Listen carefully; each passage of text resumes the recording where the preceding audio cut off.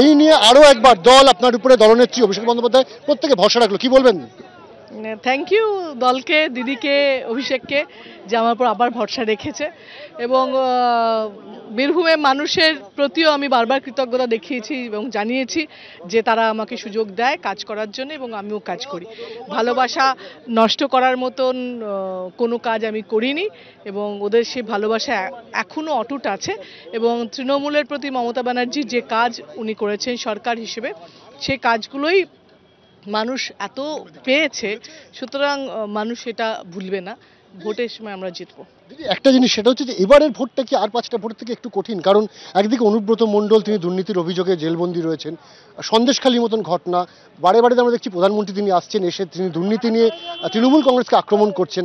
এবারের চ্যালেঞ্জটা কি একটু হলেও কোথাও কঠিন? দেখুন, বারবার প্রধানমন্ত্রী আগেও ভোটে এসছে, ওরা আমরা বলতাম যে ডেলি প্যাসেঞ্জারই করছে, এটা আরও একটু আগে থেকে শুরু করেছে। কারণ যত ভরসা কনফিডেন্স কমছে তত বেশি আসা যাওয়া শুরু করবে, তাতে কিছু এফেক্ট হয়নি। প্রত্যেকবারই এই হয়, হাওয়া ওঠেই মমতা ব্যানার্জি দল আর থাকলো না, মমতা ব্যানার্জি হারলো, মমতা দল প্রত্যেকবার তার থেকে বেশি ভোটে জেতে। সুতরাং মানুষ এই স্লোগান, এই মানে ভুল বার্তাকে প্রত্যেকবার ভোট বাক্সে গিয়ে দেয় যে না, মমতা ব্যানার্জির প্রতি পশ্চিমবঙ্গের মানুষ এখনো পর্যন্ত অটল রয়েছে। তার মানে এবার আপনার মার্জিন গতবারের থেকে আরো বাড়বে বলে মনে করছেন? 2024-এর লোকসভা ভোটের দিন ঘোষণার আগেই তৃণমূল প্রার্থী তালিকা ঘোষণা করে দিল, এবং প্রার্থী তালিকার যেমন চমক রয়েছে প্রার্থী তালিকা ঘোষণাতেও।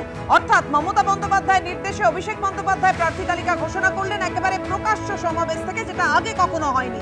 সাধারণত কালীঘাট থেকেই মমতা বন্দ্যোপাধ্যায় প্রার্থী তালিকা ঘোষণা করতেন, এবার একেবারে প্রকাশ্য সমাবেশে ব্রিগেড থেকে, জনগর্জন সভা থেকে প্রার্থী তালিকা ঘোষণা করলেন মমতা বন্দ্যোপাধ্যায়ের নির্দেশে অভিষেক বন্দ্যোপাধ্যায়। 42টি কেন্দ্রেই ঘোষণা করে দিল তৃণমূল তাদের প্রার্থী তালিকা। একের পর এক প্রার্থীর নাম আপনাদের সামনে রেখেছি।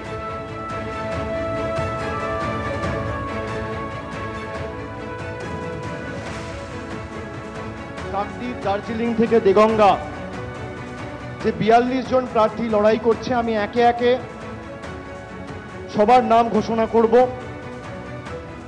আমি প্রথমেই শুরু করছি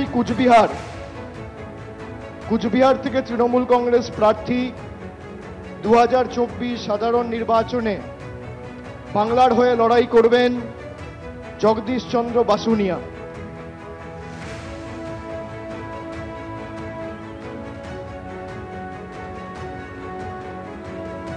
এরপর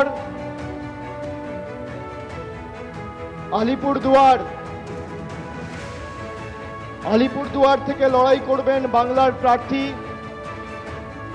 জনপ্রিয় রাজ্যসভার সাংসদ এবং আলিপুরদুয়ার জেলা তৃণমূল কংগ্রেসের সভাপতি প্রকাশ চিক বড়াইক। জলপাইগুড়ি থেকে বাংলার হয়ে বাংলার বিরোধীদের পক্ষে বা বাংলার বিরোধীদের বিরুদ্ধে লড়াই করবেন নির্মল চন্দ্র রায়, ধূপগুড়ির বিধায়ক। উপনির্বাচনে আপনাদের সকলের আশীর্বাদ নিয়ে জিতেছেন এবং ধূপগুড়িকে মহকুমায় যাতে রূপান্তরিত করা যায় তিনি অগ্রণী ভূমিকা পালন করেছেন। সেই নির্মল চন্দ্র রায় জলপাইগুড়ি থেকে তৃণমূল কংগ্রেসের প্রতিদ্বন্দ্বী হতে চলেছে। এরপর দার্জিলিং থেকে জোড়াফুলের প্রার্থী গোপাল লামা। তারপর রায়গঞ্জ থেকে তৃণমূল কংগ্রেসের প্রার্থী কৃষ্ণ কল্যাণী।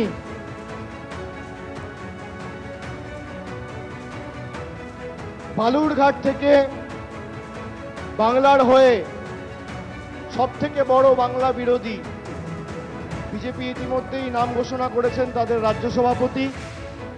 আমরা বালুরঘাটের ভূমিপুত্র, লোকসভার মাটির মানুষ এবং রাজ্যের মন্ত্রী বিপ্লব মিত্রর নাম ঘোষণা করছি বালুরঘাট থেকে। এরপর মালদা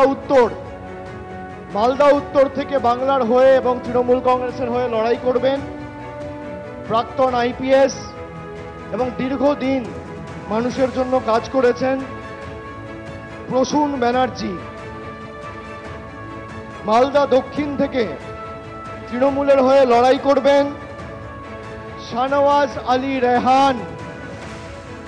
অত্যন্ত জনপ্রিয়, সুদক্ষ, অক্সফোর্ডে পিএইচডি করেছেন এবং মালদারি ছেলে।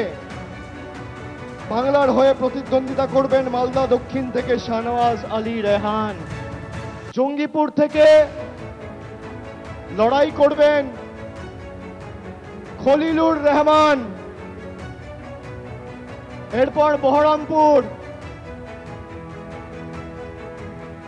বহরমপুর থেকে তৃণমূল কংগ্রেসের প্রার্থী, বাংলার প্রার্থী, ভারতবর্ষের অন্যতম ক্রিকেটের তারকা, কেকেআর টিমেও দীর্ঘদিন খেলেছেন, আমাদের সকলের অত্যন্ত প্রিয় এবং জনপ্রিয় ক্রিকেটার ইউসুফ পাঠান। বহরমপুর থেকে লড়াই করবেন ইউসুফ পাঠান।